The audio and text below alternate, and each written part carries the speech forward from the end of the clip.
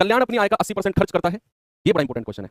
कल्याण अपनी आय का 80% खर्च करता है, उसकी आय 15% बढ़ जाती है, उसका खर्चा भी 5% बढ़ जाता है, तो उसकी बचत में वृद्धि बताओ। देखो सुनो बच्चे, मैंने यूट्यूब पर आप सर्च करोगे रामबाण सीरीज मैथ्स, रामबाण सीरीज मैथ्स, एक प्लेलिस्ट मिलेगी, 25 क्लास है। हालांकि मैंने वो जीडी के लिए कराई है, लेकिन वो 25 क्लास नहीं, 25 ऐसे टॉपिक हैं जो किसी भी एग्जाम के लिए बहुत ज्यादा इंपॉर्टेंट है। तो कभी भी आपके पास फ्री टाइम हो तो यूट्यूब पर सर्च करके रामबाण सीरीज, और मेरे कहने से उन 25 क्लास का तो रिवीजन कर ही लेना। रोज एक क्लास या 2 क्लास कर लो, हो सकता है कुछ टॉपिक पे बहुत अच्छी पकड़ हो, उनमें से उन्हें छोड़ देना, लेकिन ऐसा होगा नहीं, क्योंकि 25 टॉपिक मैंने स्पेशल ढूंढे ही ऐसे हैं जो बच्चों के कमजोर होते हैं और एग्जाम में बहुत आते हैं। तो जिन लोगों ने उनको कर लिया है वेल एंड गुड, जिन्होंने नहीं किया है उनके लिए ये इन्फॉर्मेशन है। तो ये क्योंकि टाइप भी मैंने वहां कराया है।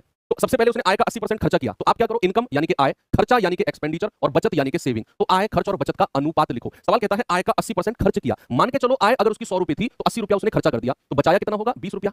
रेशियो ले लो, 20 एकम 20, 20 चौको 80, 20 पंजू 100, ये रेशियो आपको लेना है।